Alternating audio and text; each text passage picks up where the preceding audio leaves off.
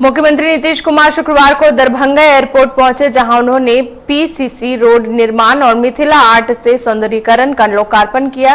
दरभंगा हवाई अड्डे के रिंग बांधने का निरीक्षण करते हुए दावा किया कि एयरपोर्ट के बांध पर पीसीसी सड़क निर्माण होने से सुरक्षा के साथ बांध से रिसाव होने बंद हो जाएंगे और एयरपोर्ट के अंदर रनवे तक बाढ़ के पानी से स्थायी निजात मिलेगी। वहीं मीडिया से बात करते हुए सीएम नीतीश ने कहा कि कर्नाटक में जीत हुई है, इसलिए भाजपा के खिलाफ मुहिम जारी रहेगी और जल्द ही इस बात की पूरी जानकारी दी जाएगी। उनकी जीत कितनी जबरदस्त हुई है और जो बने हैं मुख्यमंत्री, उनका तो हमको पहले से न संपर्क था नहीं। तो उन्होंने भी कहा और फिर कांग्रेस पार्टी के राष्ट्रीय अध्यक्ष ने फोन करके कहा आइए, तो हमने कल कहा कि नहीं हम आ जाएंगे। हम चाह रहे हैं उनकी जीत कितनी जबरदस्त हुई है। और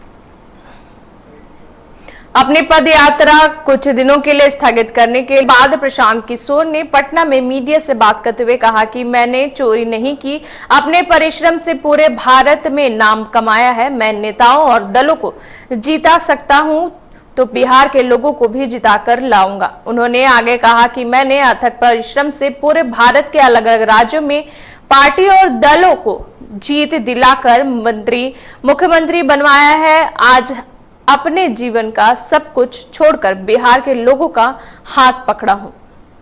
अपने परिश्रम से जो काम हमने किया है वो 10 वर्ष किया है, डंके की चोट पर किया है।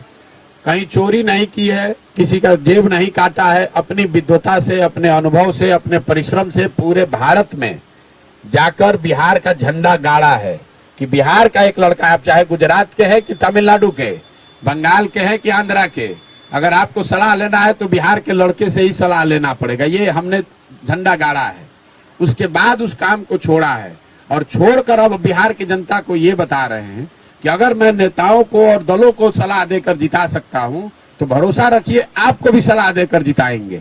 और तो वो बता रहे हैं आपको, ये पूरे अभियान में हमने क्या कहा कि जनता के बीच से ऐसे लोगों को ढूंढ कर निकालेंगे और फिर उनके साथ पूरी अपनी बुद्धि, शक्ति, संसाधन, व्यवस्था लगाएंगे ताकि उनका चुनाव हो, चुनकर वो आएंगे तभी तो सुधार होगा।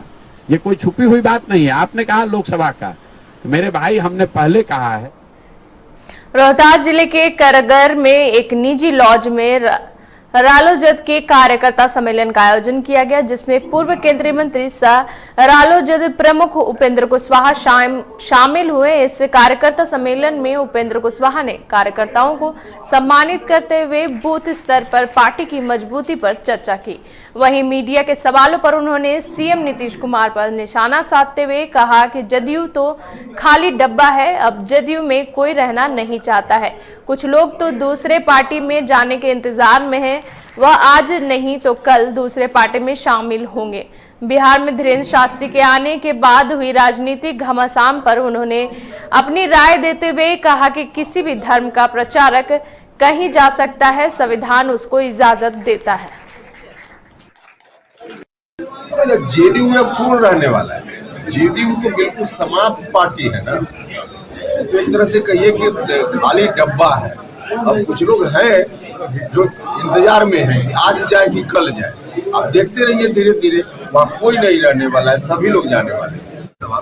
जैसे हमारे यहाँ धीरेन्द्र शास्त्री बिहार में आए, उनको लेकर बहुत तरह के बयान आ रहे हैं। सत्ताधारी के दल में मुख्यमंत्री का भी और मुख्यमंत्री जी का बयान आया है। इस संबंध में आपकी क्या राय?